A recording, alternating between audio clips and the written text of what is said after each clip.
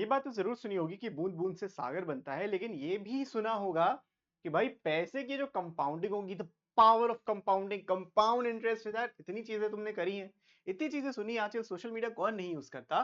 सो annuity भी क्या है कि काइंड ऑफ कंपाउंड इंटरेस्ट का फॉर्मूला यूज करते हुए जो पीरियोडिक पेमेंट्स होती हैं उस पे हम बात करेंगे। तो वी आर कई टाइप की एन्युटीज, वो लोन पेमेंट्स भी हो सकती है, वो बोरोइंग भी हो सकती है, और वो आपका इन्वेस्टिंग भी हो सकता है, कुछ भी हो सकता है।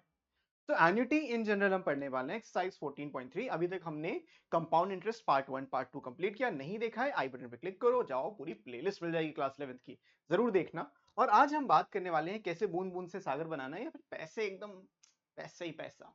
एन्युटी क्या होती है? Nowadays most of the persons buy different products on equal monthly instalments. जो आपने पढ़ा होगा ईएमआई उसको इजी मंथली इंस्टॉलमेंट्स नहीं कहते, वो इक्वल मंथली इंस्टॉलमेंट होती है, एक्चुअली इक्वेटेड मंथली इंस्टॉलमेंट्स, और pay their insurance premiums monthly, quarterly, half yearly, yearly, और रीपे देयर होम लोन। ठीक है।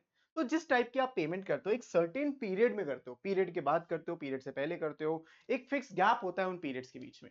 These type of transactions are called annuity। छोटी सी भाषा में यही होता है। So the word annuity is derived from the word annual। Annuity, annual बहुत close हो लगता है ना, which means yearly, but nowadays it used in broader way। month हमें एन्युटी एनुअल से डिराइव हुआ था, लेकिन अब मंथली भी यूज होता है, क्वार्टरली भी यूज हो सकता है, ईयरली, हाफ ईयरली, कुछ भी यूज हो सकता है।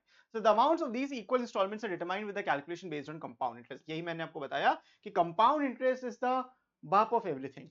The formal definition of annuity is given by annuity क्या होती है? Sequence of equal payments made at equal intervals of time। The sequence of equal payments made at equal intervals of time। Loan भी हो सकता है, वो आपका sinking fund भी हो सकता है। There are many many types of annuities. अभी हम एन्युटी इन जनरल की बात करेंगे। अब देखो कुछ टर्म्स हैं जो आपको पता होने ही चाहिए, जैसे कि periodic payment. The size of each payment of annuity is called the periodic payment. कितना पे तुम कर रहे हो, तुम चाहे लोन पे कर रहे हो या फिर सिंकिंग फंड के लिए पे कर रहे हो या परपेचुइटी में पैसा मिल रहा है, व्हाटएवर इट इज, आपका एक फिक्स पेमेंट होता है। Suppose a payment of 2875 is made on 10th of every month, then 2875 is a periodic payment. वो अमाउंट कुछ भी हो सकता है, लेकिन 10 तारीख को पे करना है। सैलरी चलो सैलरी की बात नहीं करते। Payment period, the time gap between two successive payments dates of annuity is called payment period. जैसा बताया जनरली पहले ये एनुअली के लिए होता है था यूज, अब कोई भी टाइम फ्रेम के लिए यूज होता है, मंथली या फिर ईयरली, हाफ ईयरली, कुछ भी हो सकता है। फिर आता है term, the time from the beginning of the first payment period to the end of the last payment period is called the term of an annuity. जब आपने पेमेंट करी है और जब आखिरी पेमेंट करोगे, उस टाइम से उस टाइम तक का टाइम टर्म कहलाएगा। तो 5,000 आपने पेमेंट करी इंश्योरेंस प्रीमियम 28 नवंबर को, एवरी ईयर फ्रॉम 1998 टू 2015 आपने 18 साल पे किया है, तो एन्युटी आपकी 18 इयर्स का टर्म पीरियड कहलाएगा उसका। So the amount or future value. Now these two concepts are the most important concepts in this chapter। Amount और future value या present value या फिर capital value। देखो आज का जो 100 रुपए है और एक साल के बाद जो आपके पास 100 रुपए होगा, कौन सा ज्यादा वैल्यूएबल है? जो पैसा आपके पास आज है, because that money has the power to earn interest on it. तुम्हारा शक्ल देख के तुमको कोई इंटरेस्ट नहीं देगा, इंटरेस्ट भी नहीं रखेगा, लेकिन अगर आपके पास 100 रुपए है तो उसको आपको 4% या 5% इंटरेस्ट मिल सकता है। So that amount, that money has the power to generate income तुम्हारे लिए। तो वो क्या है? वो एक एसेट है ना? एसेट तो होता है, लेकिन आज का 100 रुपए आज के एक साल के बाद 105 रुपए के बराबर होगा। तो भाई उस 100 रुपए की फ्यूचर वैल्यू क्या है? 105 रुपए। अगर हम एक साल की बात करें, 2 साल के बाद क्या होगा? फिर से 5%। अब हम कंपाउंड इंटरेस्ट पर अगर ना जाए तो 110 रुपए मान लो, 110 पॉइंट समथिंग होगा, 110.25। लेकिन आप लॉजिक समझो, बात को समझना है बहुत जरूरी। तो फ्यूचर वैल्यू क्या है? जो आज आपके पास पैसा है वो एक सर्टेन पीरियड ऑफ टाइम के बाद कितना हो जाएगा, that amount is known as the future value. बात समझे ना? एक अमाउंट मतलब कंपाउंड इंटरेस्ट का जो अमाउंट होता है ये वही टर्म है। फिर आता है प्रेजेंट वैल्यू और कैपिटल वैल्यू। जो पैसा आज आपके पास है that is the present value. या इसको ऐसे सोचो कि भाई आपने ना एसआईपी की, सर्टेन अमाउंट की एसआईपी की, और एक साल के बाद या फिर लेट्स से 2 साल के बाद इतना अमाउंट आपके पास है, तो आपने एसआईपी कितने की होगी? तो जितने की आपने एसआईपी की होगी that is known as the present value. The present value capital is the sum of the present values of all the payments. तो प्रेजेंट वैल्यू जितनी भी आपने पेमेंट कर रखी है उन सबका। नेट प्रेजेंट वैल्यू क्या होता है? फिर अभी आपको समझाऊंगा कैसे एन्युटी कैलकुलेट करते हैं। Net present value, the term net present value is usually used in business for investment planning to analyse the returns on the project. Net present value क्या कहता है कि भाई आपके पास जो बिजनेस इन्वेस्टमेंट प्लानिंग करने के लिए, ताकि हम रिटर्न्स को एनालाइज कर पाए। इसमें दो टर्म्स हैं, कैश इनफ्लो, कैश आउटफ्लो। जो पैसा आता है इनफ्लो, जो पैसा जाता है दैट इज आउटफ्लो। सिंपल सा कॉन्सेप्ट है। और अगर हमारे पास इनफ्लो ज्यादा होगा हमारा फायदा होगा, आउटफ्लो ज्यादा होगा तो हमारा नुकसान होगा। लॉजिक क्लियर भाई? सब वही से इतना ही बोला है। तो जो प्रेजेंट वैल्यू होती है that is sum of all the present values of the cash inflows minus the sum of present value of the cash outflows. Present value की यहाँ पे हम बात करते हैं। अब टाइप्स ऑफ एन्युटी पढ़ते हैं। तीन टाइप की एन्युटी, मतलब दो तरीके से एन्युटी होता है बेस्ड ऑन पेमेंट टर्म। कितने टर्म के लिए है? एन्युटी सर्टेन, जब आपको पता हो कि यहाँ पे शुरू होगी यहाँ पे खत्म होगी, वो एन्युटी सर्टेन होती है। एग्जांपल, जैसे आपने कोई प्रोडक्ट इंस्टॉलमेंट्स पे लिए हैं 9 महीने की ईएमआई पे, है ना, आईफोन लेने वालों ईएमआई पे। Recurring deposits in a bank और पोस्ट ऑफिस, तो रिकरिंग आरडी जो आप करते हो वो भी एक एन्युटी सर्टेन होता है, क्योंकि फिक्स टाइम के लिए होता है। फिर contingent annuity, a contingent annuity is an annuity whose payments continue for an uncertain period of time depending on the occurrence of event। Insurance का यहाँ पे एग्जांपल आता है कि आप अनसर्टेन हो कि कब तक आपको पे करना है। जब तक आप हैं तब तक आप पे करेंगे, जब आप रोकना चाहो आप रोक सकते हो, कोई ऐसा फिक्स टर्म नहीं होता। तो एग्जांपल ये इंश्योरेंस का आप ले सकते हो। दूसरा मैरिज ऑफ, अच्छा, policy for the marriage of his और डॉटर। देखो, अब डॉटर की मैरिज की बाद इंश्योरेंस ले रहे हैं तो क्या होगा, डॉटर 25 में भी शादी कर सकती है, 30 में भी कर सकती है, डॉटर की मर्जी, इट्स हर चॉइस। फिर आते हैं परपेचुअल एन्युटी और परपेचुटी। इस ये सबसे इंपॉर्टेंट है। A perpetual annuity is an annuity whose payment begins at a fixed date but continue forever, endless time के लिए। ट्रस्ट फंड्स आपके जो होते हैं, तो लिखा होगा funds, interest funds for the scholarship, college endowment funds होते हैं, ट्रस्ट फंड्स होते हैं, तो बहुत सारे फंड्स होते हैं। होता क्या है, एक सेटअप पैसा कर दिया जाता है, उस पर इंटरेस्ट मिलता है उसको, और वो इंटरेस्ट से, देखो, इंटरेस्ट आप यूज कर लेते हो, जो एक्चुअल कैपिटल अमाउंट है वो पड़ा रहता है। करेक्ट? तो ये परपेचुइटी का एक बहुत ही सिंपल सा एग्जांपल था। तो तीन टाइप के होते हैं, सर्टेन, कंटिंजेंट और परपेचुअल। सिंपल। फिर आता है on the basis of time payment. अगर आप रेगुलर एन्युटी और ऑर्डिनरी एन्युटी की बात करते हो, जब हम एक पेमेंट पीरियड के एंड में पैसा पे करते हैं तो वो पर एक ऑर्डिनरी एन्युटी कहलाता है। जैसे होम लोन आपने लिया है तो जिस दिन लिया उस दिन पे नहीं करोगे, एक सर्टेन टाइम के बाद पे करोगे, 1 महीने बाद, 2 महीने बाद से शुरुआत करोगे। फिर उसके बाद आता है एन्युटी ड्यू, जब आप स्टार्टिंग में पेमेंट करते हो। देखो यहाँ पे जनरली क्या होता है, जो ऑर्डिनरी एन्युटी या रेगुलर एन्युटी होती है, जब आप एट द एंड पे कर रहे हो, यानी आप टूवर्ड्स समथिंग पे कर रहे हो, आपने लोन लिया था आप पैसा वापस कर रहे हो, इस तरीके से एन्युटी ड्यू को आप समझ सकते हो। दूसरा जो एन्युटी, सॉरी, एन्युटी रेगुलर को समझते हैं। एन्युटी ड्यू क्या होता है, जो पैसा आप इन्वेस्ट कर रहे हो या फिर कहीं लगा रहे हो अपने फायदे के लिए, उसको एन्युटी ड्यू मानो। जैसे आरडी का एग्जांपल ले लिया, एसआईपी का एग्जांपल ले लिया, एसआईपी आपने पे किया और जिस दिन से शुरू करोगे उस दिन से आप पे कर सकते हो। फिर deferred annuity, first payment is postponed for a period equivalent to a certain number of payment periods. So business loan when repayment begins. इसका एग्जांपल एक आपका एजुकेशन लोन भी होता है कि भाई जहां पे एक मोरेटोरियम पीरियड होता है कि भाई बच्चा जब तक पढ़ रहा है उसको कोई पैसा वापस नहीं करना, इंटरेस्ट लगता है, सिंपल इंटरेस्ट लगता है उस पे, उसके बाद कंपाउंड इंटरेस्ट लगता है। तो इस तरीके से आपका ये चलता रहता है। तो डिफर्ड एन्युटी ये होती है भाई, तीन तरीके की एन्युटी हमने पढ़ ली। तो अच्छा हो गया, दोबारा आ गया वो। अब आते हैं amount of regular annuity pay. The amounts of the future value of annuity is the sum of all the payments made at the compound interest earned on them at the end of the term. अब बच्चों को ये चीज समझ नहीं आती, sir ये जो फॉर्मूला है बड़ा अच्छा सा फॉर्मूला है, यहाँ पे जो पीरियोडिक पेमेंट उसको हम आर बोलते हैं, बहुत ध्यान से समझना, बहुत ही ज्यादा इंपॉर्टेंट ये चैप्टर है। इंटरेस्ट पर पीरियड हम आई बोलते हैं। अब remember, this is not interest per annum, this is interest per period, और एन होता है नंबर ऑफ पीरियड्स। हमने ये कंपाउंड इंटरेस्ट में भी देखा था, इंटरेस्ट पर पीरियड का मतलब क्या होता है। मान लो अगर तुम्हारा let's say rate of interest 12% per annum है, और सिर्फ जो पीरियड है, जो कंपाउंडिंग हो रही है वो 6-6 महीने के बाद हो रही है, तो आपके एक साल में 2 बार कंपाउंडिंग होगी। समझो इस बात को। तो आई 6 हो जाएगा, 6%। तो यहाँ पे आई एक्चुअल में होता है क्या भाई, टोटल जो तुम्हारा रेट परसेंट पर एनम था divided by number of periods जो आप निकालना चाहते हो। क्लियर? अब यहाँ पे रेट आर के लिए यूज किया तो वही करनी। आर यहाँ पे रेट ऑफ इंटरेस्ट नहीं है, आर यहाँ पे क्या है, पीरियोडिक पेमेंट है। इसको आप पी भी ले सकते हो, बट हम पी जनरली नहीं लेते, उसका रीजन आके बताऊंगा। This is derived from geometric series. कैसे आता है, लेट मी एक्सप्लेन। मान लीजिए आपने ना, ये एन्युटी, रेगुलर एन्युटी की मैं बात कर रहा हूँ, ऑर्डिनरी एन्युटी की बात कर रहा हूँ, एन्युटी ड्यू अगले अगले एक्सरसाइज में हम करेंगे, अभी हमें सिर्फ रेगुलर एन्युटी समझना है। होता क्या है, बात समझना, बहुत इंटरेस्टिंग बात है, बहुत ज्यादा इंटरेस्टिंग बात है। आपने क्या किया, कोई लोन लिया, मान लो कोई लोन लिया, आज आपने लोन लिया, आपका 0th ईयर फर्स्ट, तो आप एक अब लोन ले रहे हो, एक एक साल के बाद पेमेंट। ये बढ़िया वाला लोन है कि एक साल के बाद पेमेंट होती है। तो आपने एक साल बाद पेमेंट किया, फिर आपने 2 साल बाद पेमेंट किया, आपने 3 साल बाद पेमेंट किया, आपने 4 साल बाद पेमेंट किया, और आपने 5वें साल पेमेंट किया, लोन खत्म कर दिया। 5 साल का आपने लोन लिया था, इतना आपने पेमेंट किया। हर पेमेंट, लोन की पेमेंट आपने देखी होगी इक्वल होती है, राइट? लोन की पेमेंट इक्वल होती है। तो आप अगर यहाँ पे आर रुपीज पे कर रहे हो, यहाँ पे भी आर रुपीज पे कर रहे हो, यहाँ पे भी आर रुपीज पे कर रहे हो, यहाँ पे भी आर रुपीज, यहाँ पे भी आर रुपीज पे कर रहे हो, ये एट द एंड हम कर रहे हैं। ये पहले साल के एंड में किया, मतलब 0 से 1 पहले साल के एंड में, ये दूसरे साल के एंड में, ये तीसरे साल के एंड में, चौथे साल के, पांचवें साल के एंड में।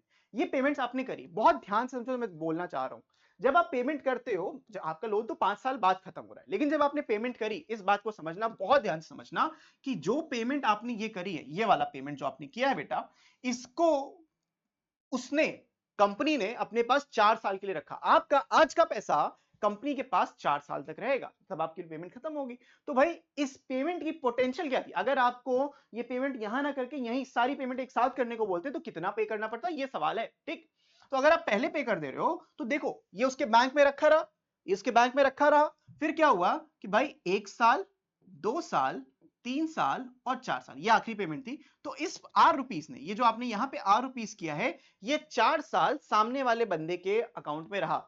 ठीक है, आप चाहो तो मैं इसको R1, R2, R3, R4 और R5 ले लेता हूं। बहुत ध्यान से समझो, बहुत बढ़िया चीज समझा रहा हूं। और ये सारी वैल्यूज इक्वल है, R1 equals to R2 equals to R3 equals to R4 is equals to R5 is equals to R। ये बात आप समझ गए बच्चों, कहीं तुम्हें और जाने की जरूरत नहीं है, ये पढ़ लो भाई, बहुत मजेदार चीज है। तो ये टाइमलाइन को समझते हैं। ये R1 4 साल के लिए उसके बैंक में पड़ा था, तो इस R1 ने भी तो इंटरेस्ट कमाया। मैंने क्या बोला, आज आपके पास 100 रुपए हैं और 1 साल के बाद उसके पास पोटेंशियल है पैसा कमाने का, तो आप ये उसके अकाउंट में जमा कर रहे हो, तो उस पे पैसा मिल रहा है, ये आपके लोन अकाउंट में गया, इस पे इंटरेस्ट अर्न होगा। किसको? आपको नहीं लगेगा, ये पैसा आपने दे दिया। अब वो पैसा बैंक में, बैंक इंटरेस्ट देगा, इस अमाउंट पे इंटरेस्ट देगा। तो आप समझो बात को, इस पैसे पे ना 4 साल तक पैसा आपको एक्स्ट्रा मिला है। तो R1 अर्न इंटरेस्ट, समझना इस बात को, अर्न इंटरेस्ट फॉर 4 years, 4 साल के लिए उसने पैसा कमाया, 5 नहीं 4, क्योंकि 1 2 3 4 यहां तक आपको काउंट करना था, 4 साल के लिए।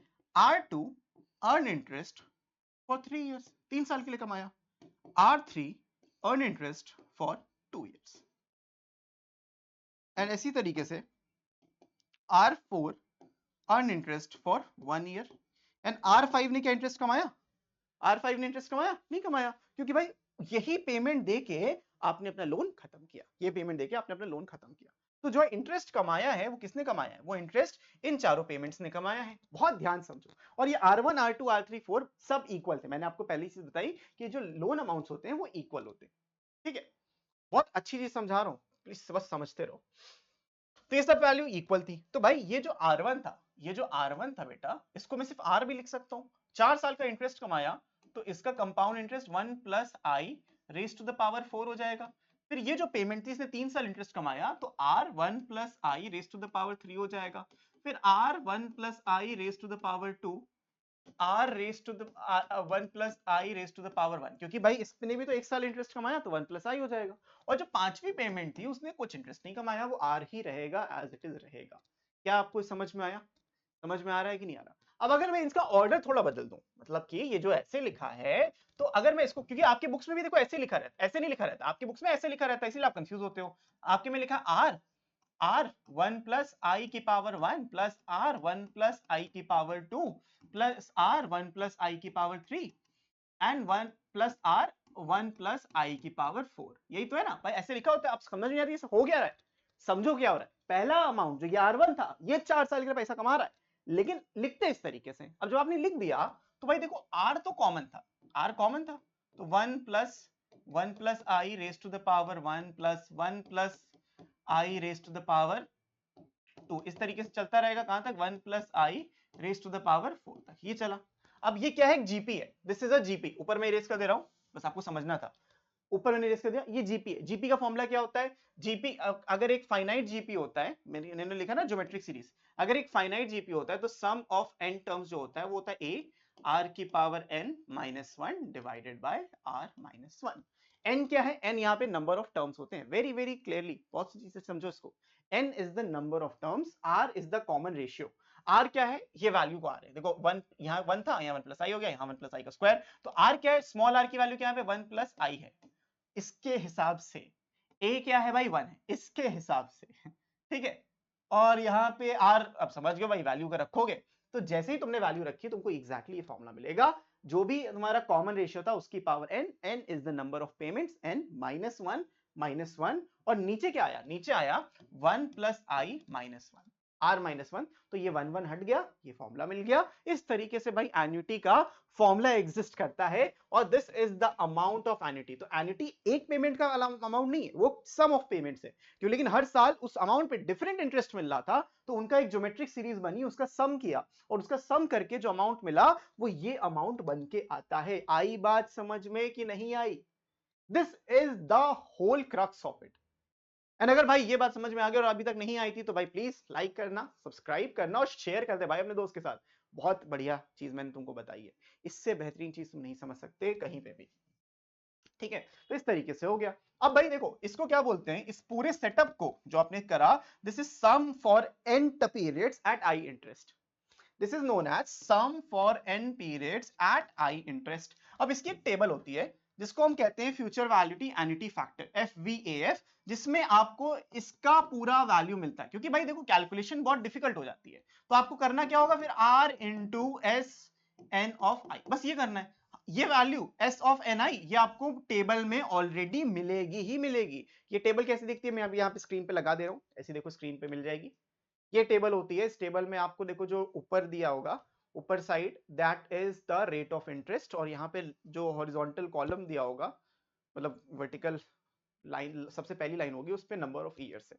तो आपको अगर जैसे मानो एक साल, यहाँ पे क्वेश्चन देखोगे मैं टेबल मार्क कर दूंगा एग्जैक्टली, मान लो कि आपको 3 साल करना है एट 5% इंटरेस्ट, तो इस पर्टिकुलर सेल को आप पॉइंट आउट करोगे, आपको टेबल में दिख रहा होगा, वो मैं यहाँ पे लगा दूंगा। अब इस तरीके से अमाउंट ऑफ रेगुलर एंटी आप कैलकुलेट करते हो टेबल बता के, और इसकी वैल्यू आपको हमेशा एन्युटी टेबल में मिल जाएगी। नाम क्या होता है, फ्यूचर वैल्यूटी, future value annuity factor, FVAF कहते हैं। एंड इसका मतलब 1 + i⁻n - 1/i, मतलब दिस टर्म होल थिंग। ठीक है, जो आप वैल्यूज देख पा रहे थे उस टेबल में, मैं फिर से देखो लगा दे रहा हूं, जो टेबल, इस टेबल में आप वैल्यूज देख पा रहे हो, वो ये बता रहा है कि 1 रुपए इस सर्टेन ईयर पे, सर्टेन परसेंटेज पे कितना बन जाएगा, बस इतना है भाई। इतने सर्टेन पीरियड पे, इतने सर्टेन परसेंटेज पे कितना बनेगा। इसके बाद आता है भाई present value of a regular annuity. Present value क्या होती है, the present value of the capital value of annuity is the sum of present values of all the payments. जितनी भी प्रेजेंट वैल्यूज हैं उन सबका पेमेंट करो, उन सबको करोगे तो क्या आएगा, दैट इज इट। अब भाई समझो बात को, भाई प्रेजेंट वैल्यू कैसे निकालते हैं, ये थोड़ा सा टेढ़ी खीर है। आप जो पीरियोडिक पेमेंट कर रहे हो वो R रुपीज की है, ठीक है, तो आज के हिसाब से कितनी पेमेंट करी आपने, आज के हिसाब से, कि भाई आप आज के हिसाब से पेमेंट कितनी कर रहे हो, तो जो टोटल आएगा, जैसे आपने यहाँ पे समझा आर पेमेंट्स हमने करी थी, different different payment, same payments थी, सेम पीरियोडिक पेमेंट, सबकी वैल्यू आर थी। Just to make you understand this, मैंने उसको R1 R2 लिखा था, सबकी वैल्यू सेम थी यहाँ पे, R1 equals to R2 equals to R3, ये मैंने आपको बताया था, equals to R4 is equals to R5, and this is simple a single capital R, which is a periodic payment which we are talking about। ठीक है, यहाँ पे भी सेम है कि यहाँ पे फ्यूचर वैल्यू, वो फ्यूचर वैल्यू थी कि भाई इतने टाइम के बाद जो पैसा बना वो टोटल कितना बना। अब यहाँ पे क्या बोल रहा है, जो पेमेंट्स आपने करी उसकी करंट वैल्यू क्या है, जो पेमेंट्स आपने कर रखी हैं, आपने 10 पेमेंट करी, 5 पेमेंट करी, आप डेली मतलब हर बार 1000 रुपए दे रहे थे, ठीक है, बहुत ध्यान से समझो, बहुत बढ़िया चीज बता रहा हूँ, बहुत अच्छी चीज बता रहा हूँ। उसकी प्रेजेंट वैल्यू, आज की प्रेजेंट वैल्यू क्या है। सो हमने देखा था, वही एग्जांपल फिर से लेता हूँ, 0 1 2 3 4 5, 5 साल है।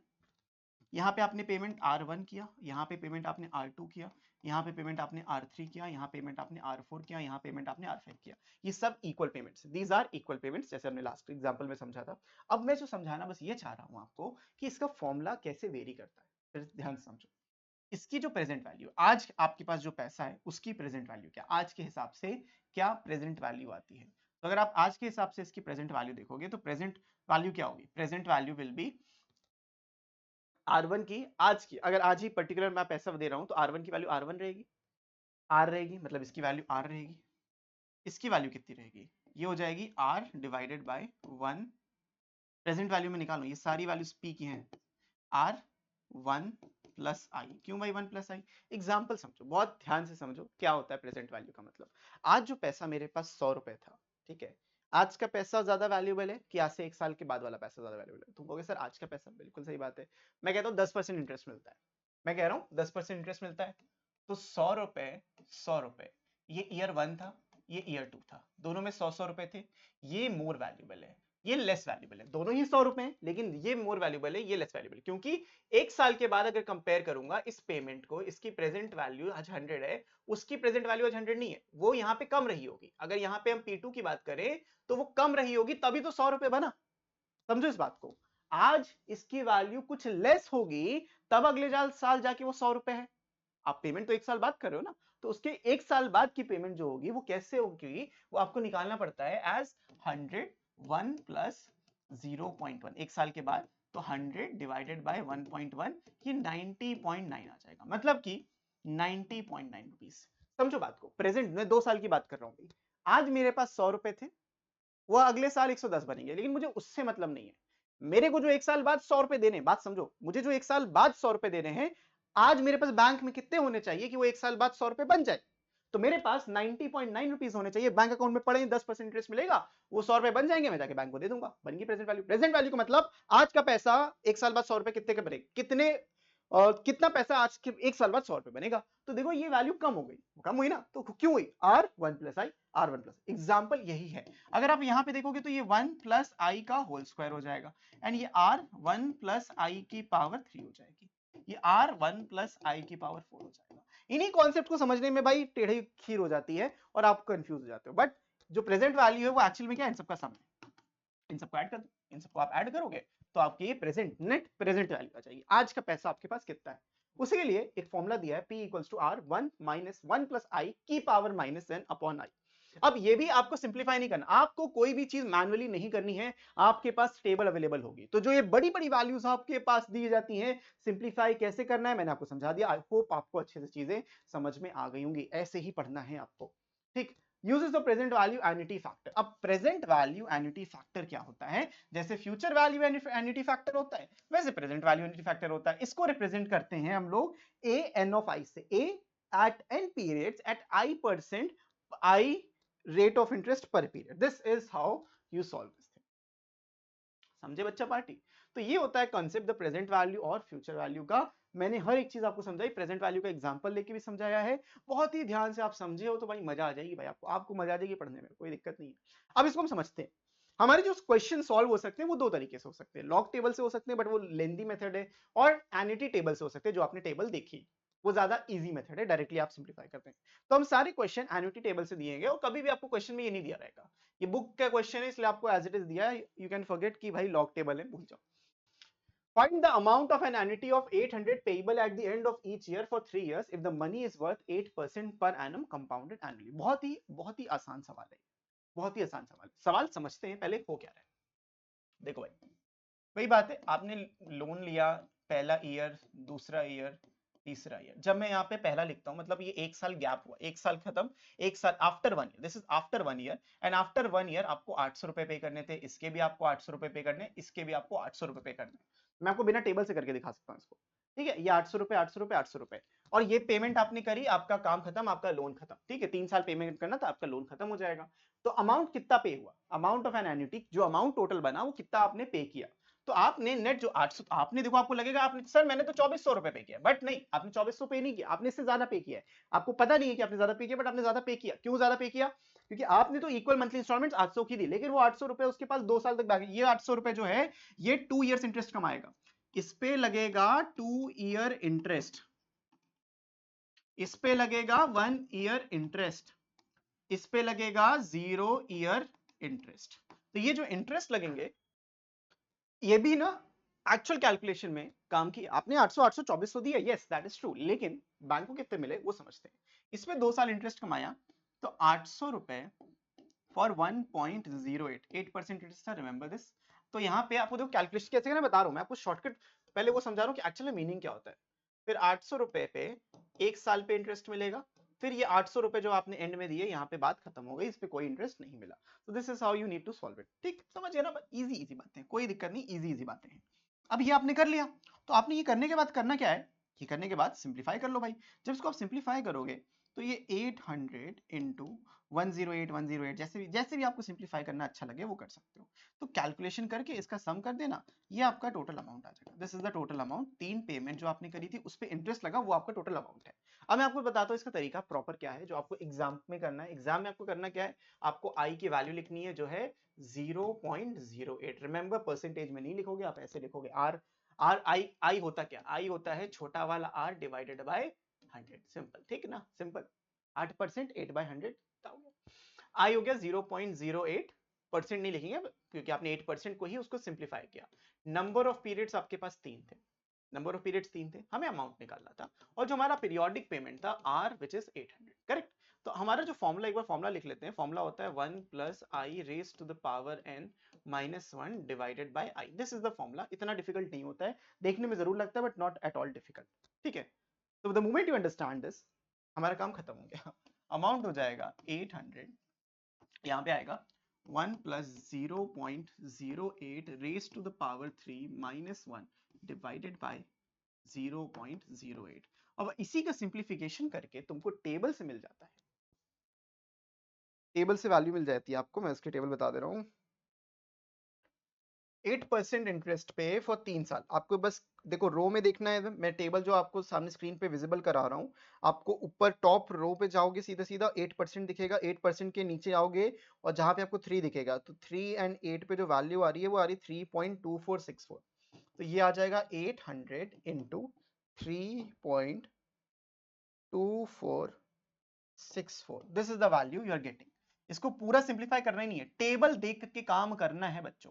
8% पे 3 साल, 8% पे 3 साल, ये टेबल आपने देखी। अब इसको आपको क्या सिंप्लीफाई करना है, ये इतना डिफिकल्ट नहीं है। इसको करना है 8 इंटू 324.64, ठीक है। अब इसको सिंप्लीफाई करेंगे तो मैं कैलकुलेटर से कर रहा हूँ, आपको कैलकुलेटर नहीं यूज करना। 800 into 3.2464, this is the value 2597.12।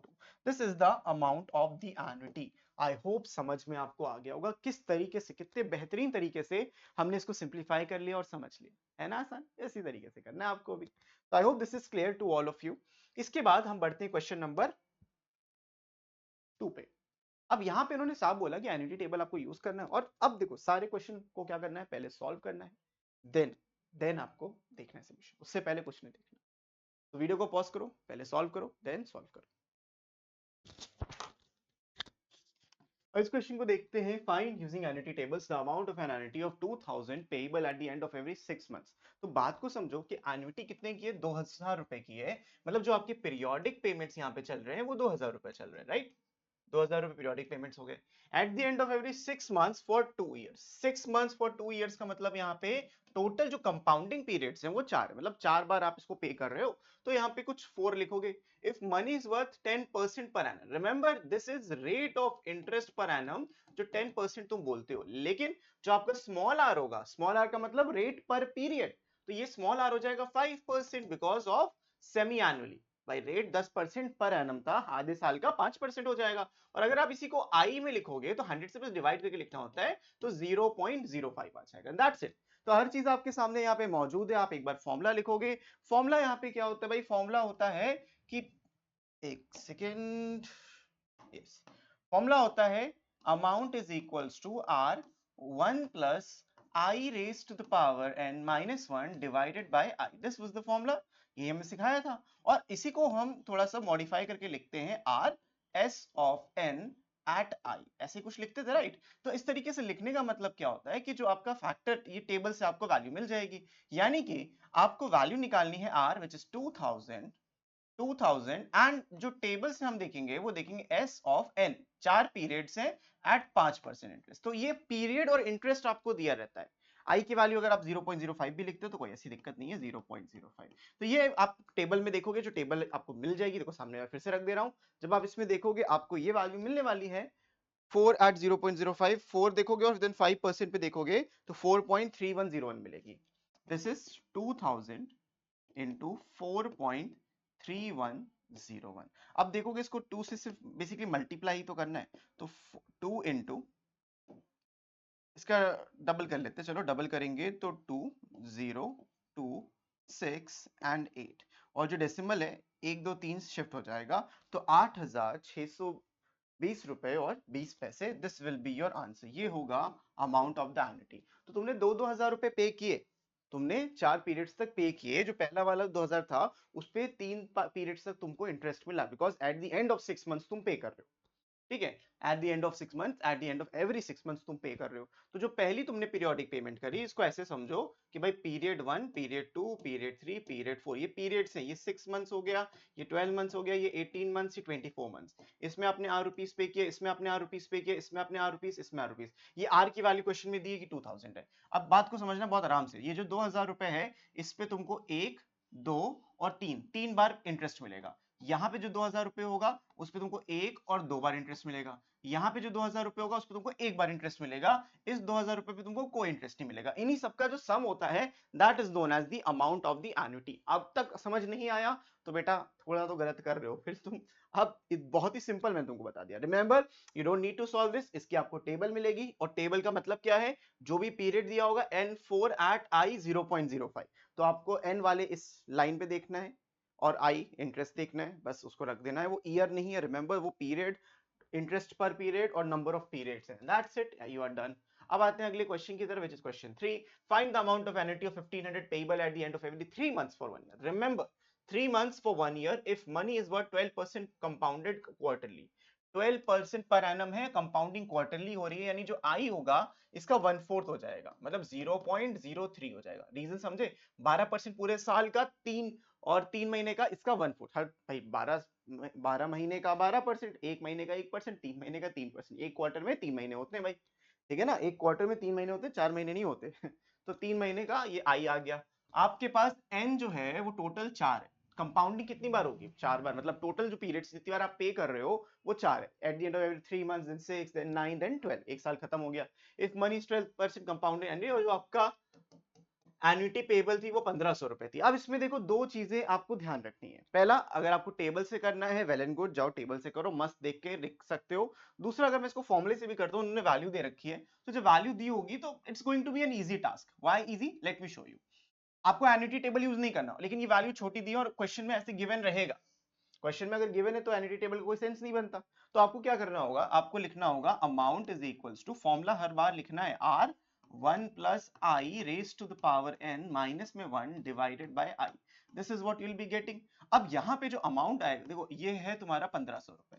1500 रुपए 1 प्लस आई यानी 1 प्लस 0.03, तो 1.03 रेज टू द पावर जो पीरियड्स था -1 divided bye 0.03। This is it, right? तो इसको सिंप्लीफाई कर लो बेटा। अब 1500 तुम्हारे पास यहाँ पे था, ये जो 0.03 ये नीचे आ जाएगा, और इनटू में 1.03 की वैल्यू 1.125 दी है, देखो 1.1255, तो 1.1255 माइनस में 1, इजंट इट? ये वैल्यू आएगी। अब इसको सिंप्लीफाई करोगे, यहां से हटाओगे, यहां से तुम्हें 100 मिल जाएगा, इसको काटोगे तो 500 मिल जाएगा। तो आपके पास ओवरऑल वैल्यू क्या बची? आपके पास बचा कि भाई आपको अब मल्टीप्लाई करना है। मल्टीप्लाई किसको करना है? 500 को इंटू 100 को और इंटू इसको, इससे माइनस करेंगे तो 0.1255।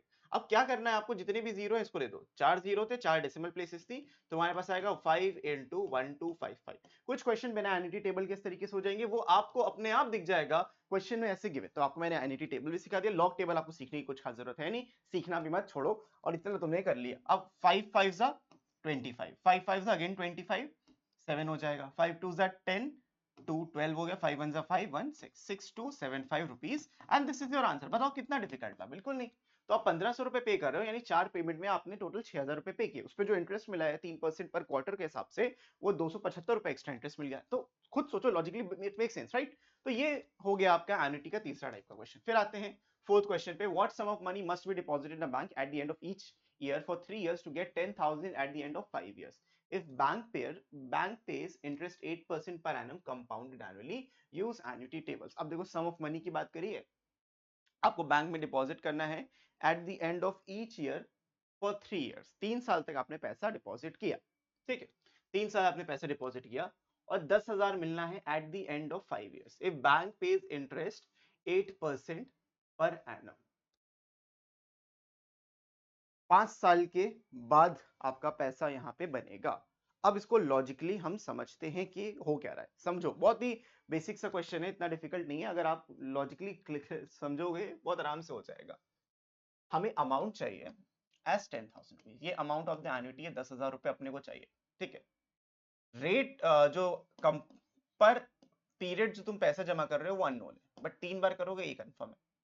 तो अगर मैं बोलूं कि आफ्टर 3 इयर्स,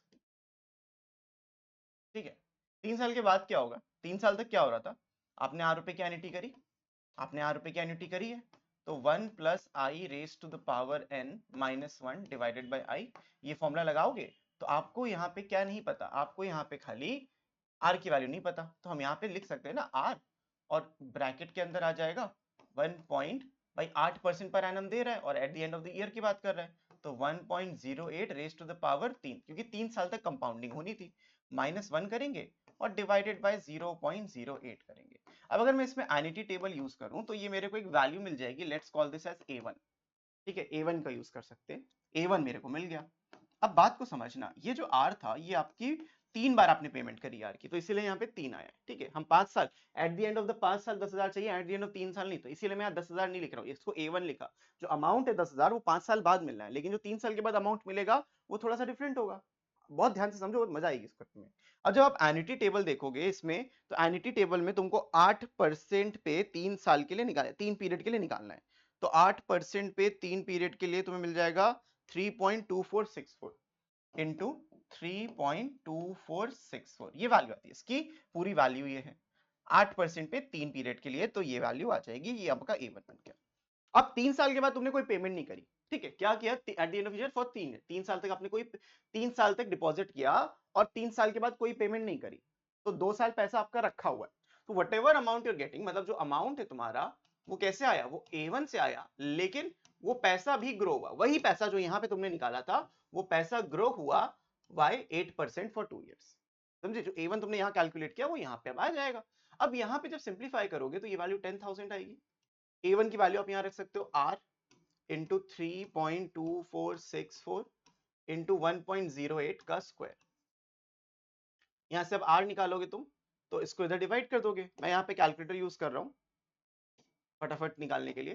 देखो व्हाट हैपेंस इज, तुम इसको डिवाइड करोगे तो 10,000 में आपने डिवाइड किया 3.2464, ये वैल्यू आ गई 3080, उसको आप डिवाइड करोगे 1.08 से, फिर से डिवाइड करोगे 1.08 से, क्यों भाई 2 बार किया, क्योंकि ये वैल्यू आ जानी है, तो यहां से तुमको मिल जाएगा R to be ₹2640.89, this is the value that will be getting, जो आपको 3 साल तक पे करना था और 5 साल के बाद यही पैसा तुम्हारा 10,000 बन जाएगा।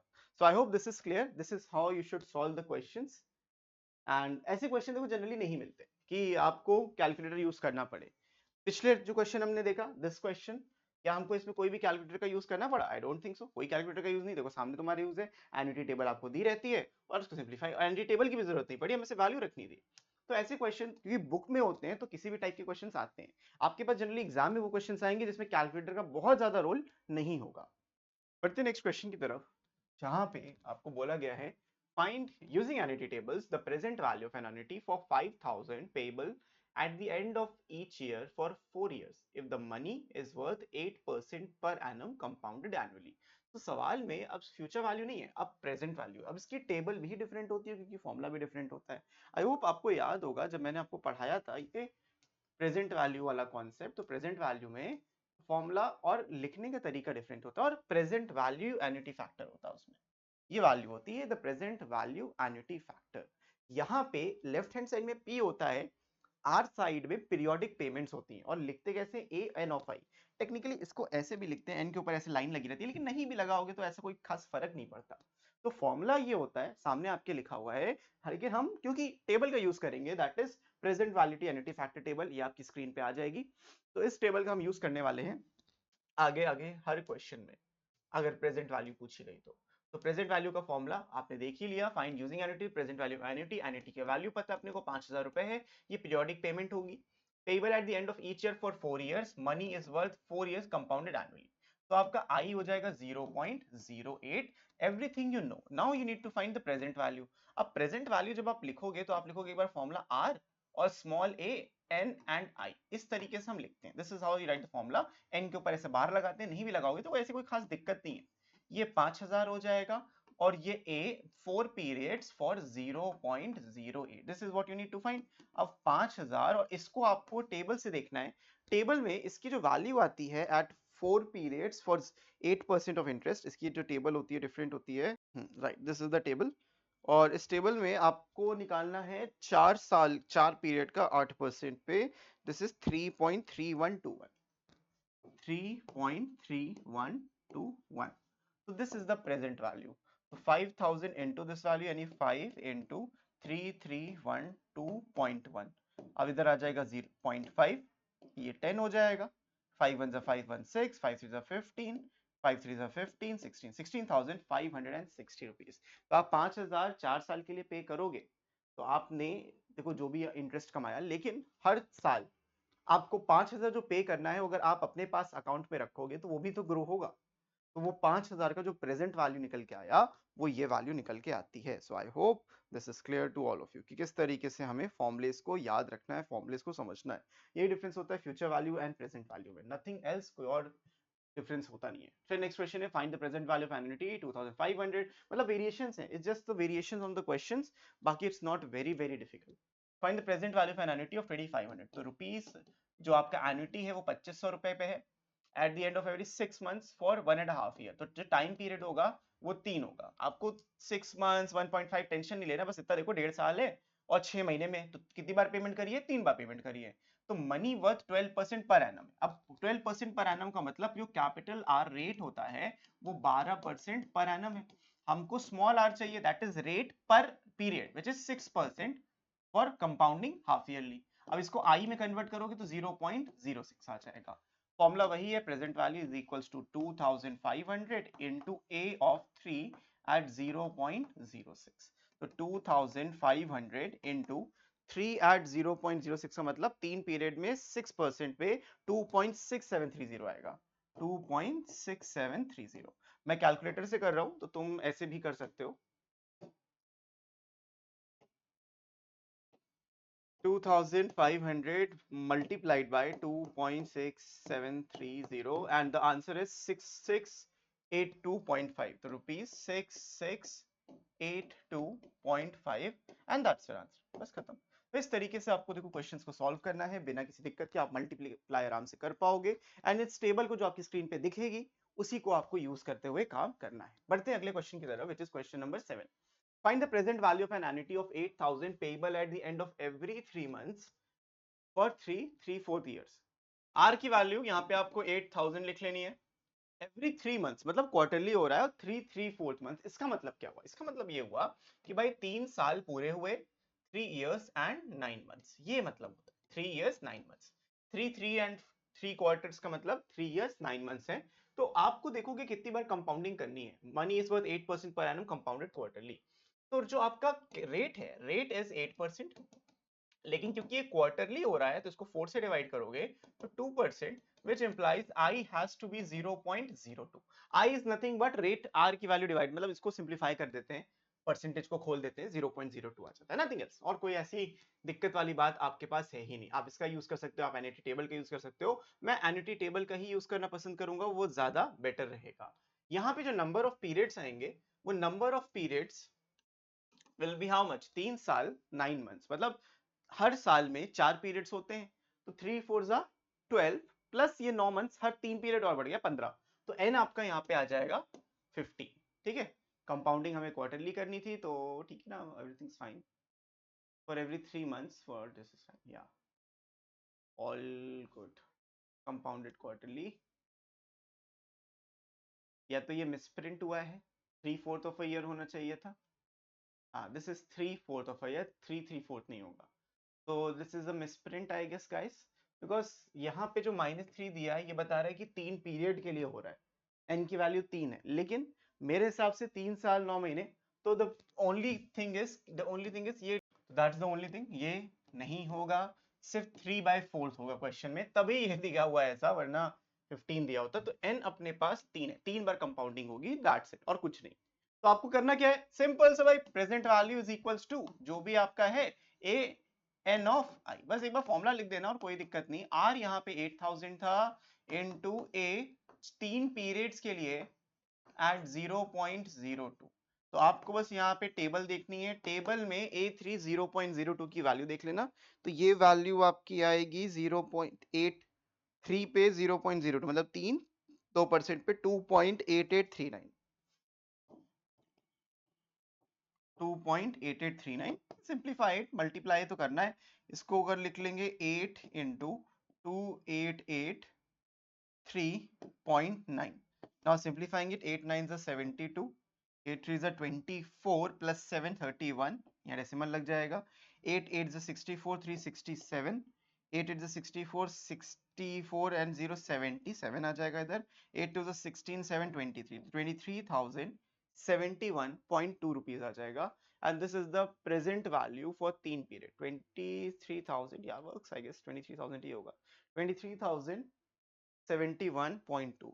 तो अगर आप टेबल से करोगे, एन्युटी टेबल से करोगे, थोड़ा सा आंसर डिफरेंट आएगा but completely acceptable. Remember this, इसमें कोई गलती नहीं होगी अगर आप कैलकुलेशन सही करोगे। देखो भाई कैलकुलेशन सही है ना, क्योंकि मैं बोलता हूं और करता हूं तो थोड़ी सी गलती होने के चांसेस रहते हैं, तो it's better to cross check. 2883.9 नहीं देखोगे सर ने गलत किया, हाँ सही आ रहा है। 231071 2, ठीक है एक एक्स्ट्रा 8 आ गया, कोई बात नहीं सही है, मतलब 712 आएगा। This is the correct answer, ठीक है। तो this is done, 7th question done. बढ़ते हैं 8th क्वेश्चन की तरफ। Mister Rohit purchased a mobile phone paying 5000 cash down and promised to pay 1500 at the end of 3 months for the next 1 year. If the shopkeeper charges 12% interest per annum compounded quarterly, find the cash price of the mobile phone using annuity tables. देखो आप loan लेते हो, instalment में सामान लेते हो, जो down payment दे देते हो, क्या उस पर भी इंटरेस्ट देते हो? नहीं। मानो आपने 50,000 का फोन लिया, आपने 10,000 डाउन पेमेंट दी, तो इंटरेस्ट आपका किस पे लगेगा? 50,000 पे? नहीं, जो आपने लोन अमाउंट है उस पर आपका इंटरेस्ट लगना है, 40,000 पे लेना है। तो होगा क्या, व्हाट हैपेंस इज, तो आप जितना भी टोटल पे करोगे एन्युटी का यूज करते हैं, वही उसका मोबाइल का एक्चुअल प्राइस रहेगा।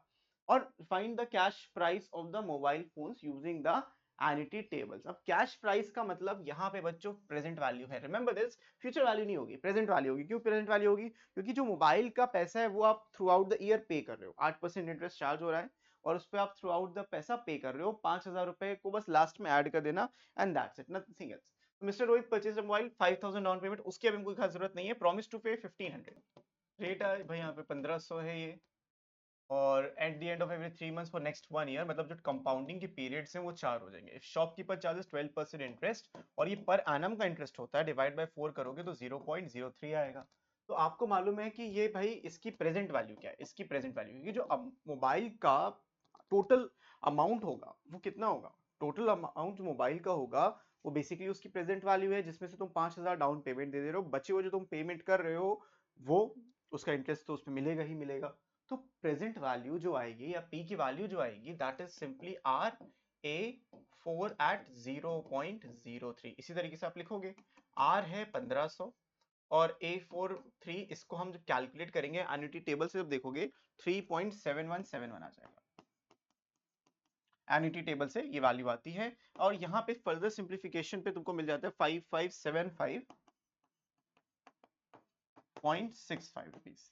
This is the present value. अब अगर ये प्रेजेंट वैल्यू है आपकी, तो जो टोटल कैश प्राइस मोबाइल का रहा होगा, कैश प्राइस वुड बी, जो तुमने डाउन पेमेंट करी है, डीपी मतलब down payment, plus present value, इनको आप ऐड कर दोगे तो 5,000 plus 5,575.65, adding them will give you 10,507, yeah, 10,575.65 rupees, and this is the cash price of the mobile. इसको राउंड ऑफ करके भी लिखा जा सकता है 10,576, but this is the actual answer. तो इस पे आप क्वेश्चन को रोक सकते हो। एन्युटी टेबल का हमने यूज किया, नथिंग एल्स, क्योंकि क्वेश्चन में दिया भी था और नहीं भी दिया रहता है, हम एन्युटी टेबल का ही जनरली यूज करते हैं। फिर नेक्स्ट आएगा, calculate the net present value of the project which requires an initial investment of 2 lakh and is expected to generate a net cash inflow of 80,000 at every 6 months for 2 years. Assume that the salvage value of the project is 0 and the discount rate is 12% per annum. बहुत बहुत बेहतरीन question बन जाता है, because इस question में आपको कई सारी चीजें देखने को मिलती हैं। देखो इनिशियल हमें 2 लाख रुपए पे करना है और 80,000 रुपए हर महीने मेरे पास आएंगे, तो मेरा आउटफ्लो 2 लाख का है, लेकिन मेरा इनफ्लो जो है वो 80,000 पर 6 मंथ्स का है 2 साल के लिए, मतलब 4 बार मुझे पैसा मिलेगा। तो मेरा क्या सोच होना चाहिए, जो मेरा नेट प्रेजेंट वैल्यू, जो नेट प्रेजेंट वैल्यू, उन्होंने यही पूछा है कि नेट प्रेजेंट वैल्यू क्या होगी, एनपीवी। तो हमने बताया था net inflow minus net outflow, simple सा याद है, एनपीवी बताया था, net present value is net inflow minus net outflow. Outflow अपना फिक्स है कि 2 लाख रुपए जा रहे हैं, इनफ्लो देखना है कितना आ रहा है। अब इनफ्लो क्या होगा, जो पैसा, देखो 2 लाख मेरी जेब से आज जा रहे हैं, तो वो 80,000 रुपए जनरेट तो कर रहा है हर 6 महीने में 2 साल के लिए, तो आप तुम देखोगे 2,40,000 रुपए बन जाएगा, सॉरी 3,20,000 रुपए, 80,000 एवरी 6 मंथ्स फॉर 2 इयर्स। तो आपका जो पीरियड्स हैं वो टोटल 4 पीरियड्स हो जाएंगे भाई, और 12% पर एनम। डिस्काउंट रेट का मतलब क्या है यहाँ पे, वही आपका जो इंटरेस्ट रेट है वो 12% पर एनम है, यानी आई जो हो जाएगा वो 0.06 हो जाएगा, क्योंकि 12% पर एनम था, आधे साल का 0.06 हो जाएगा। इतनी बात अपने को पता है। और जो कैश इनफ्लो हो रहा है वो 80,000 का हो रहा है, 80,000 रुपीज। अब बात समझते हैं, अगर अगर ये डिस्काउंट रेट का मतलब क्या है, बात क्लियर होनी चाहिए आपको। डिस्काउंट रेट और रेट ऑफ इंटरेस्ट में डिफरेंस क्या है। डिस्काउंट रेट का मतलब ये है कि भाई आज आपके पास अगर 100 रुपए हैं, तो आज से 1 साल के बाद वो 110 होंगे, अगर 10% का इंटरेस्ट था। लेकिन अगर आपके पास 1 साल बाद अगर सिर्फ 100 ही रुपए हैं या 110 रुपए हैं, यानी वो आज का क्या है, 10 रुपए है। लॉजिक को समझो, सॉरी 100 रुपए, 10 रुपए कम हो जाएंगे। आपके पास 1 साल बाद 110 रुपए कोई आपको देगा, 10% इंटरेस्ट चल रहा है, तो आपका नेट जो आपका प्रेजेंट वैल्यू होगी वो कितना है, 100 रुपए। इट्स लाइक सेइंग आपके पास आज की डेट में 100 रुपए, यानी 1 साल की डेट बाद 110 रुपए हैं, ये डिफरेंस होता है। तो डिस्काउंट हो गया ना पैसा, तो जो प्रेजेंट वैल्यू वो डिस्काउंट, ये वर्ड जो डिस्काउंट यूज हुआ है वो प्रेजेंट वैल्यू ही बताने के लिए यूज हुआ है, कि यहाँ पे प्रेजेंट वैल्यू का कॉन्सेप्ट यूज हो रहा है। तो प्रेजेंट वैल्यू का आपको फॉर्मूला लिखना था, आर यानी पी की value R into a n of i. N क्या है, 4 है, आर की वैल्यू आपकी 80,000 है, 80,000 और ए एन आई मतलब कि ए 4 0.06।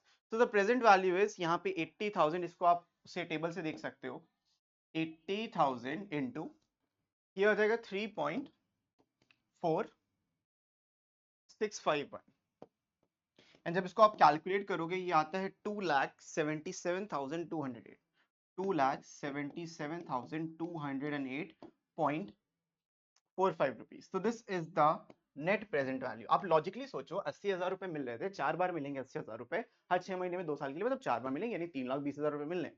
लेकिन आज के 3 लाख, 4 साल बाद के 3,20,000 रुपए की जो करंट वैल्यू है वो नेट वैल्यू है 2,77,000 है, क्योंकि आपको अपनी जेब से भी पैसा देना है। कितना देना है, 2 लाख रुपए देना है। तो अगर हमसे नेट प्रेजेंट वैल्यू पूछा था, तो इस नंबर से 2,77,208.45 से आप ये 2 लाख को माइनस कर दोगे, तो आपके पास आएगा 77,208 रुपीज 0.45 पैसा, and this is the net present value of this question. तो सवाल थोड़ा घुमा के जरूर दिया था, बट इतना कुछ डिफिकल्ट नहीं था। बढ़ते हैं अगले क्वेश्चन की तरफ। For installation of the new machine and investment of 7 lakh is required, which is expected to generate a net cash inflow of 24,000, 30,000, 2,40,000, 3 lakh rupees, and 3,25,000 at the end of the first, second, third year respectively. At the end of the 3 years, at the end of the 3 years, the machinery can be sold for 1,50,000. ये salvage value है। Salvage value का मतलब, पिछले question में salvage value नहीं थी, इस question में आपको सैल्वेज वैल्यू दी है। सैल्वेज वैल्यू का मतलब ये होता है बच्चों कि भाई अगर आप पैसा दे रहे हो, अगर आप पैसा दे रहे हो तो मतलब कुछ खरीदा आपने, उसको 3 साल बाद बेचने गए तो इतने की बिक जाएगी। ठीक है, फोन लेते हो, आज 80,000 का फोन लिया, नया फोन आ गया, 2 साल बाद बेच रहे हो, 20,000 का बिक रहा है ना, तो वो सैल्वेज वैल्यू होती है कि हाँ बिक जाता है। तो this is known as salvage value. Calculate the net, और मशीनरी में क्या होता है, उसके पार्ट्स बिक जाते हैं, इसलिए सैल्वेज वैल्यू एग्जिस्ट करती है। Calculate the net present value of the investment if the discount is 18%, मतलब कि जो पैसा हमको आज मिलेगा वो मेरे पास कैश हो जाएगा, मेरा पैसा है वो, करेक्ट, वो मेरा ही अमाउंट है, दैट्स माय मनी, वो कहीं नहीं जा रहा। लेकिन इस क्वेश्चन में डिफरेंट डिफरेंट दिया है। अब पिछले क्वेश्चन में क्या था, वो सेम इनफ्लो जनरेट कर रहा था हर 6 महीने में 2 साल के लिए, हम डायरेक्ट फॉर्मूला लगा पा रहे थे, एक साथ फॉर्मूला लगा दिया। लेकिन यहाँ पे ऐसा नहीं है, हमको प्रेजेंट वैल्यू कैलकुलेट जरूर करनी है। लॉजिक वही है, जो आपका एन्युटी आ रहा है और जो आपको इंटरेस्ट मिलेगा, लेकिन समझना है हमको प्रेजेंट वैल्यू कैसे जनरेट होती है। करोगे क्या, मान लो, समझो, बहुत ध्यान से समझना, इजी है तो कोई डिफिकल्ट नहीं है। आज आपको 2,40,000, 1 साल के बाद आपको 2,40,000 रुपए मिलते हैं, और 1 साल से पहले इसका अमाउंट क्या होगा। ऐसे ही पूछे ना सवाल आपसे, ऐसा सोचो, थोड़ा सा आसान समझते हैं इसको। मान लो आज से 1 साल के बाद आपको 110 रुपए मिलते हैं और 10% इंटरेस्ट रहा होगा, तब 110 बने। तो तुम देख के बता सर 100 रुपए है, बिल्कुल सही बात है, 100 रुपए होगा तभी 110 बना होगा। लेकिन इसको करेंगे कैसे, करेंगे ऐसे कि भाई आपके पास जो अमाउंट 1 साल बाद मिल रहा है उसको डिवाइड कर देंगे जो इंटरेस्ट था, मतलब 1 प्लस आई से डिवाइड कर रहे हैं, जितने भी साल का था, तो कितना आ गया 100 आ गया। इस तरीके से आपको करना है। तो भाई आपको 1 साल के बाद, लॉजिकली बहुत अच्छे से समझा रहा हूं, आप बहुत समझो इसको भाई, आपको 2,40,000 रुपए मिलेंगे 1 साल के बाद, लेकिन आज की वैल्यू क्या उस पैसे की, तो हम 1.18 से डिवाइड कर देंगे। लॉजिक समझ रहे हो।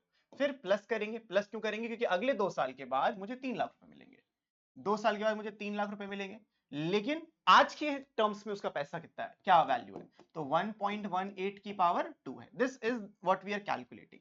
फिर अगले 3 साल के बाद मुझे 3,25,000 रुपए मिलेंगे, लेकिन आज के रेट में उसका पैसा कितना है, 1.18 की पावर 3।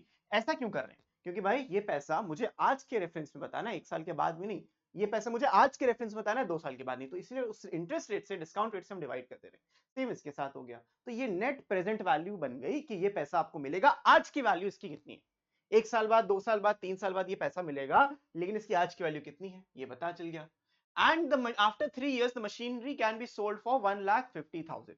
3 साल के बाद मशीनरी जो आपने सेल करी है वो 1,50,000 की सेल करी, मतलब टेक्निकली उसको भी हम इसके अंदर जोड़ सकते हैं, क्योंकि भाई 3 साल के बाद आपको ये पैसा तो मिलेगा मिलेगा, प्लस 1,50,000 का मशीन आपका सेल भी हो जाएगा, 1,50,000 की मशीन सेल हो जाएगी, प्लस जो इनफ्लो आ रहा था वो तो आएगा ही आएगा। So this is the total present value, या जो हमारा इनफ्लो है, this is our net inflow. अब इसी को कैलकुलेट करने के लिए क्या किया गया, आपको दिया 2,40,000 रुपए, और ये 1.18 की power -1 plus 30 lakh, 3 lakh rupees, 1.18 का पावर -2, प्लस इन दोनों को जब हम ऐड करेंगे यार है 4,75,000 रुपीस इंटू 1.18 की पावर -3। ये वैल्यूज आपको यहाँ पे दी गई।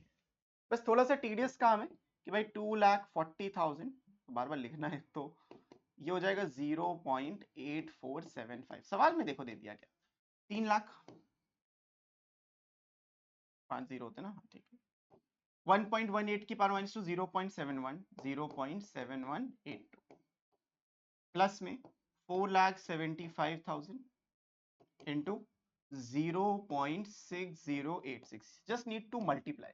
ये सारे जीरोस देखो उनको कैंसिल करेंगे, आपको थोड़ा सा मेहनत जरूर करनी पड़ेगी मल्टीप्लिकेशन में, but you will get there.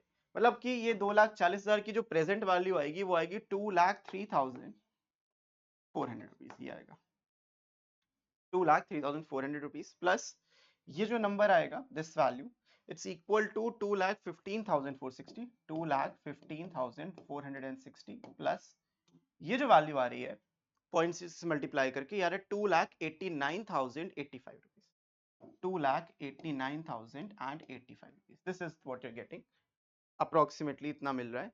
तो इन सबको आप जब ऐड करोगे ये 7,07,000 एंड 945 रुपीज बचेगा, 945 rupees.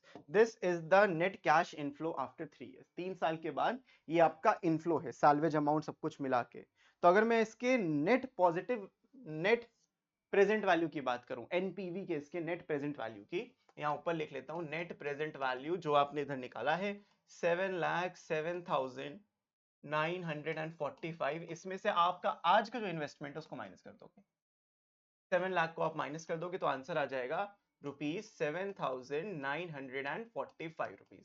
This is the final answer and this is the net present value.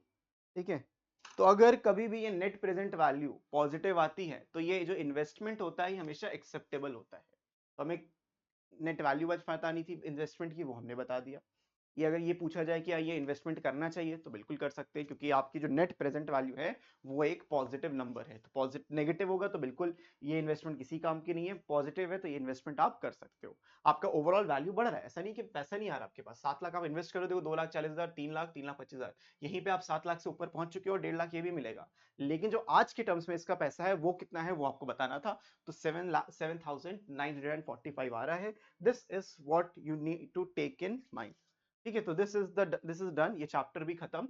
और मैंने आपको हर एक चीज समझा दी कि किस तरीके से क्वेश्चंस को सॉल्व करना है। ईएमआई के क्वेश्चंस भी एक तरीके से कर लिए। तो दैट्स ऑल, इस वीडियो के लिए इतना ही रखते हैं। मैं मिलता हूं आपसे नेक्स्ट वीडियो में विथ द एन्युटी ड्यू।